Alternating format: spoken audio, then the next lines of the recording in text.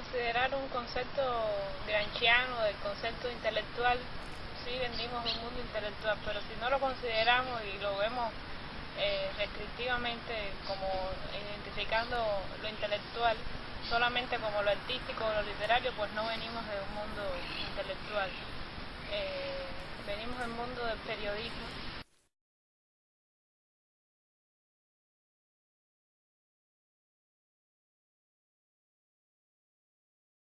Yo pienso que es una generación que empezó a retomar ciertas fuentes literarias que no fueron visibles en los 70, por ejemplo.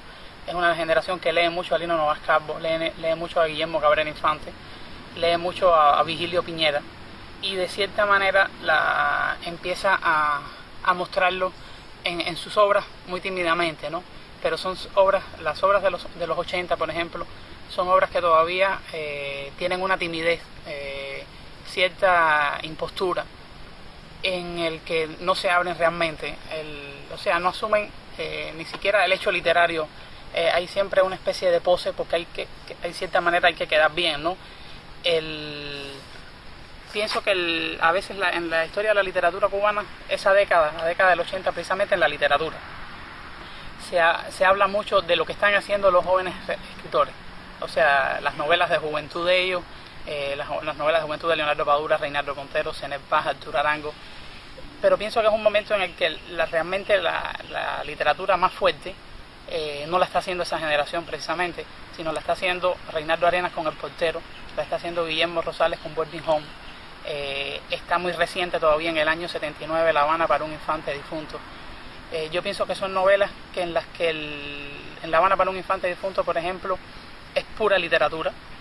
Ahí es realmente donde la noción del exilio aparentemente ausente está permeando todo el libro, porque es un libro que se escribe desde la memoria, es un pasado que se reconstruye idílicamente, y hay una presencia del cine muy fuerte. El libro está condicionado estructuralmente por el cine. No es que sea un gran ingenio darse cuenta, él lo deja claro en el Aquí Llegamos, ¿no? El Aquí Llegamos, que él conoce cuando entra con su hermano Saba por primera vez a un cine, que Eloy Santos le dice Aquí Llegamos, o sea, es algo muy característico de los cines de La Habana, y el libro termina con un Aquí Llegamos, en medio de una situación fantástica que rompe con toda la retahíla de situaciones quijotescas, amorosas del protagonista, porque es la única manera de terminar un libro. O sea, el libro podía ser infinito contando determinadas peripecias, y la única manera que tiene de terminarlo es esa hiperbolización del acto sexual en un cine. Entonces, pienso que El Portero y Boarding Home son novelas que hacen mucho balance de la historia de Cuba, de lo que ha sido el cubano, de lo que es el intelectual cubano, que está descolocado, que huye de un país que termina encontrando, porque precisamente ese país está con él, ha sido condicionado. Creo que son dos novelas básicas. Pienso que de la generación más joven, la que en ese momento está viviendo en Cuba, hay obras que se destacan mucho, como la de Zenel Paz, Un rey en el jardín, de Jorge Luis Hernández, Un tema para el griego, y está también de Jesús Díaz, Las iniciales de la tierra.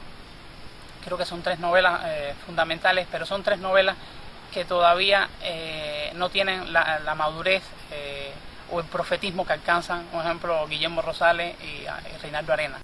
Hay otra novela que aunque se publica más tardíamente en los 90, yo creo que es una novela parteaguas, ¿no? De alguna manera. Yo diría que, Carlos lo dice también, yo creo que es la última gran novela del siglo XX cubano, ya al final, y yo creo que es Tuyo es el reino, la novela de Billy Esteves. A mí me parece que esa es una novela que descolocó a todo el mundo, que descolocó a los compañeros de generación del propio Billy, que es una novela estremecedora y que de alguna manera yo creo que viene a ser un gran resumen en clave simbólica de todo el drama cubano, ¿no? Esa finca que es la isla, que se llama La Isla, por supuesto, evidentemente es una metáfora también de nuestro país, y están todos esos personajes entre delirantes, entre alocados, entre geniales, que acompañan la trama de la novela. Y yo creo que definitivamente Abilio, que empieza con esa generación que Carlos ha descrito de los 80 y que incluso publica sus primeros libros de cuentos donde ya es posible ver una mirada diferente, ¿no? en esos libros.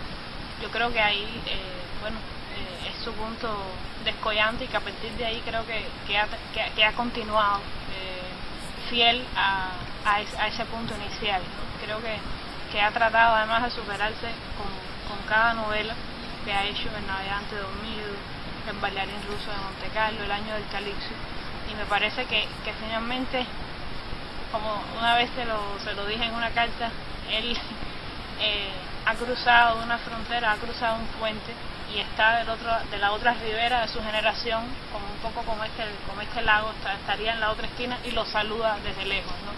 Me parece que se ha separado definitivamente para bien, se ha separado además por calidad y por relevancia de su obra literaria. ¿A qué se debería la diferencia? Es decir, obviamente hay distintas circunstancias para escritores de un lado y del otro. ¿En qué consistirían esas diferencias exactamente? Creo que básicamente y ahora que Elisa hablaba de Abilio Esteves, está en una cosa que él nos dijo en una entrevista, pero que uno lo puede encontrar en muchos autores, es que la verdadera literatura, la verdadera creación se hace desde una posición marginal. O sea, la posición marginal es esa posición de descomprometimiento total. El descomprometimiento total tiene algo que te descoloca de los demás, te hace ser malagradecido a veces, pero es precisamente la mirada con la que uno tiene una manera más profunda de analizar lo que lo rodea. O sea, autores como Vigilio Piñera, como Reinaldo Arenas, como Rosales, nos dicen son proféticos porque no tienen ningún comprometimiento con lo que uno hereda como valores, como la familia, la religión, las ideologías. Yo pienso que esa frase tan traída de Lezama Lima, que el hombre desnudo exhibe su miseria, o sea, solo es dueño de su pobreza, ¿no?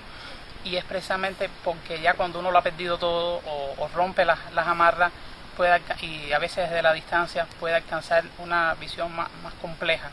No quiero decir más total, quiero decir más compleja, porque nada tiene una sola lectura. Y entonces creo que básicamente un ejemplo, en el caso de la literatura del escritor Manuel Granados, por ejemplo, después de la revelación de Adire y El tiempo roto, uno siente en los libros que publica, estando en Cuba todavía, como un querer quedar bien, que es algo que precisamente pierde con lo que hemos podido leer Elisa y yo de los inéditos de sus últimas novelas, Damián y El verano. O sea, hay una libertad total, libertad de sus amistades, emancipación de los hechos de los que vivió, y creo que eso es algo que uno nota mucho en una obra, la sinceridad, que no es que la obra tenga que ser testimonial, que tenga que reproducir cómo es la vida, o sea, toda obra es un travestismo de la realidad, pero que eso de todas maneras se siente y el lector lo siente, ¿no? Y establece una comunicación con uno.